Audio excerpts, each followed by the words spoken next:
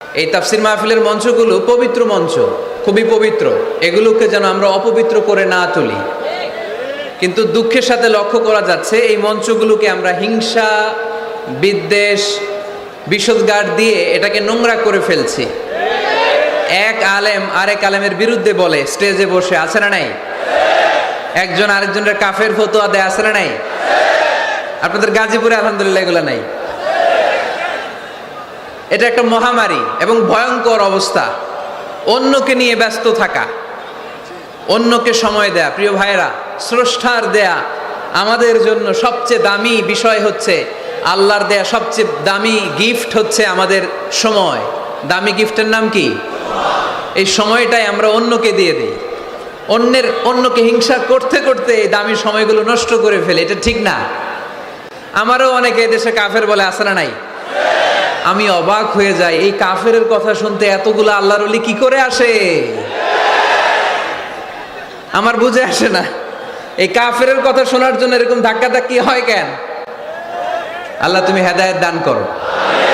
আমি শুধু আল্লাহর কাছে সাহায্য চাই আর আপনাদের দোয়া চাই। দোয়া করবেন, বদদোয়া দিবেন না তো আবার। আর কে আমারে কাফের বললো, কে কি ফতোয়া দিল, আই ডোন্ট কেয়ার। ওইদিকে আমি তাকাই না। এর কারণ পিছনের দিকে তাকানোর সময় আমার নাই। চিল্লা এখন ঠিক কিনা? সিংহ সিংহ একটা সিংহ ঘন্টায় ছুটতে পারে 90 কিলোমিটার বেগে। কত কিলোমিটার? একটা হরিণ ঘন্টায় ছুটতে পারে 100 কিলোমিটার বেগে। তাহলে কে জোরে ছুটে? জোরে বলতে হবে। সিংহ কত কিলোমিটার? হরিণ। তারপরেও হরিণটা 100 কিলোমিটার বেগে ছোটার পরেও সিংহটার কাছে সে ধরা পড়ে যায়।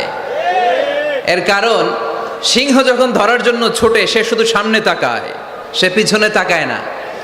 আর হরিণ 100 কিলোমিটার বেগে ছোটার পরেও সে ধরা খেয়ে যাবার ভয়ে বারবার পিছনে তাকায়। আর পিছনে তাকার কারণে ওর গতিটা স্লো হয়ে যায় আর সিংহের হাতে বধ হয়ে যায়। পিছনে তাকাবার সময় আমাদের নাই। চিল্লায় বলো ঠিক কিনা? আমরা অহংকার শিখি নাই, আমরা হিংসা শিখি নাই। আমাদের বুকে আছে বুক ভরা ভালোবাসা। আমি বিএনপি বুঝি না, আওয়ামী লীগ বুঝি না, জাতীয় পার্টি বুঝি না, জামাত ইসলাম বুঝি না, তাবলীগ বুঝি না, পীরের মুরিদ বুঝি না। যারাই পড়েছে লা ইলাহা ইল্লাল্লাহ, তার জন্য আমাদের হৃদয়ে জায়গা আছে না নাই? মুসলমান কেন, হিন্দুদের জন্য আমাদের বুকে জায়গা আছে না নাই? হিন্দু ভাই যদি বলে আমি পড়বো আশহাদু আল্লা ইলাহা ইল্লাল্লাহ ওয়া আশহাদু আন্না মুহাম্মাদ রাসূলুল্লাহ, তার জন্য আমাদের দরজা খোলা আছে না নাই? This is the beauty of Islam. এটা ইসলামের সৌন্দর্য। এটা অনেকে বুঝতে চায় না। আল্লাহ আমাদেরকে সহি সমঝ দান করুক। আমরা পড়ি আমিন। হিংসা, বিদ্বেষ, অন্যের পিছু লেগে থাকা, গীবত করা, অন্যকে গালিগালাজ করা, অন্যকে কাফের মুশরিক বলে ফতুয়া দিয়ে এই পবিত্র মঞ্চগুলোকে নষ্ট হওয়া থেকে যেন আমরা বিরত থাকতে পারি। আওয়াজ করে পড়তে হবে আমিন। মাল্টিফ্যাবস লিমিটেডের উদ্যোগে কাশিমপুর স্কুল মাঠ। কাশিমপুর তো একটা কারাগার আছে না? কোন দিকে? বায়ে। আচ্ছা আচ্ছা, আলহামদুলিল্লাহ। ওনারা শুনতে পাচ্ছে নাকি? আচ্ছা, আলহামদুলিল্লাহ। মাইক দেয় নাই? 80টা মাইক দিছেন? 80টা? তো যারা অসুস্থ এরা ঘুমাবে কেমনে এখন? আমি প্রায় বলি যে এই তাফসির মাহফিলগুলোর ট্র্যাডিশন আমাদেরকে পরিবর্তন করে দিতে হবে। বাইরে খুব বেশি মাইকের দরকার নাই, আর দিলেও রাত 11টা 11:30টার পরে আর না। এবং 11:30টার মধ্যে পারলে মাহফিল ক্লোজ করে দেয়া, যাতে করে 12টার মধ্যে যে সবাই ঘুমিয়ে আবার ফজরের নামাজ জামাতে পড়ার দরকার আছে না নাই? জামাতে পড়ার দরকার আছে। এগুলো আমাদের খেয়াল রাখা দরকার। অন্যকে কষ্ট দিয়ে কিছু করা যাবে না। অনেকের পরীক্ষা, অনেক ছেলে মেয়েদের আমি জানি যে ডিসেম্বর জানুয়ারিতে কি থাকে? পরীক্ষা। অনেকে অসুস্থ থাকে।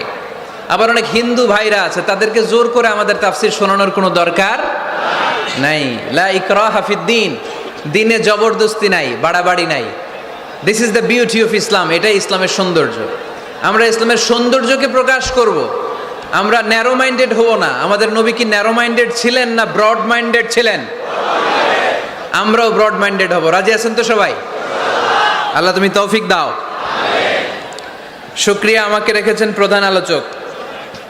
আমার আগে কথা বলেছে হাফেজ মাওলানা মুফতি সাইফুজ্জামান ভাই, কথা বলেছেন মাওলানা মুফতি মাসুম বিন সিরাজ ভাই, কথা বলেছেন মাওলানা কারি আব্দুল হাই মোহাম্মদ সাইফুল্লাহ আল হুসাইনি।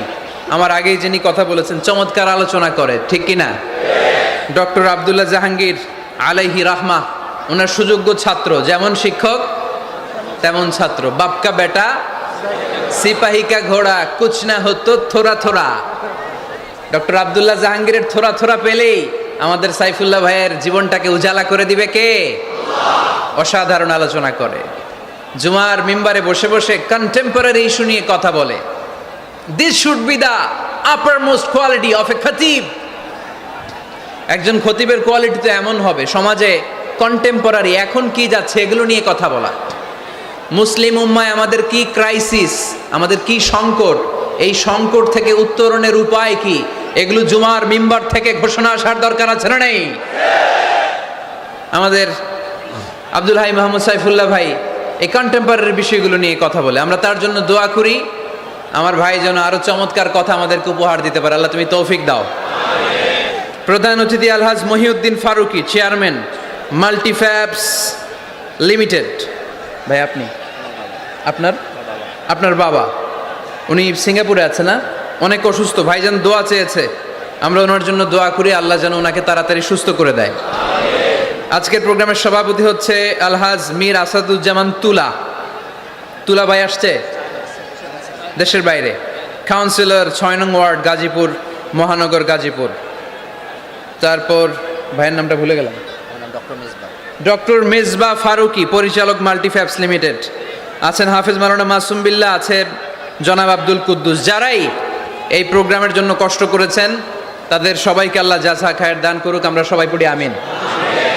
গতকাল রাতে আপনাদের মাননীয় মন্ত্রী মহোদয়ের সাথে আমার ফোনালাপ হয়েছে, খুব সম্ভবত মুক্তিযুদ্ধ বিষয়ক মন্ত্রী আ.খ.ম. মুজাম্মেল হক সাহেব, খুব ভালো মানুষ। আমি আবার এখন গ্রিন সিগন্যাল না পেলে কোথাও যাই না, মাইকের আওয়াজ যায় না।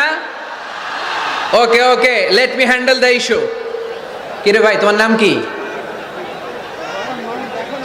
ওইদিকে একটু ঠিক করো। ঠিক করতেছি, দাঁড়াও একটু ঠিক করতেছি। তোমার টিম পাঠাও, ও তো যাইতে পারবে না, ওরে মাথার উপর দিয়ে উঠায় দিয়েন, পাঠায় দাও, পাশ দিয়ে পাঠায় দাও। একটু ক্রস চেক করো, একটু ডবল চেক করো মাইকগুলো ঠিক আছে কিনা। বারবার মাঝখানে ডিস্টার্ব হলে তো কথা বলা যাবে না, দেখতেছো? ওকে, 5 মিনিটের মধ্যে ঠিক হয়ে যাবে, আর কথা বলা যাবে না। সম্মানিত সুধী, আমি চাইব অল্প কয়েক মিনিট যতক্ষণ কথা বলে আপনাদের কান দুটো খরগোশের মতো খাড়া করে আমার দিকে রাখতে হবে, পারা যাবে? মাশাআল্লাহ। আমাকে আলোচনার সুন্দর একটা বিষয় দেয়া হয়েছে, সূরা জুমআ আয়াত 10। হয়েছে কি ইয়েস নাকি নো?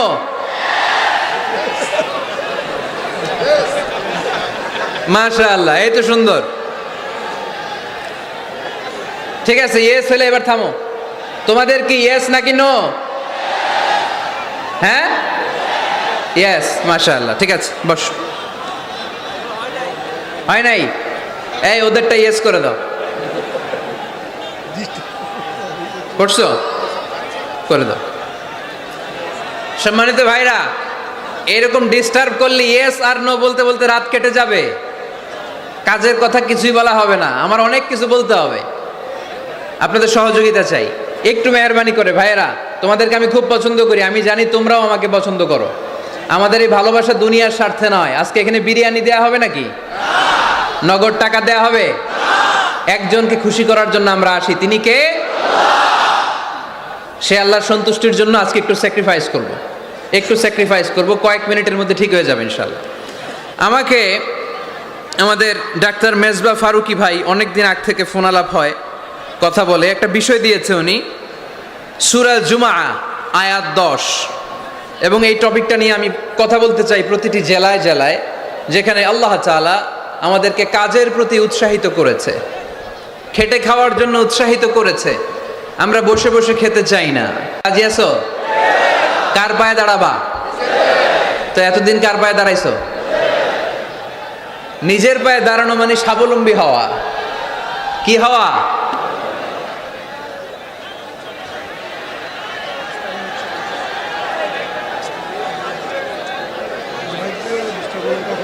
এই মাইকের সমস্যা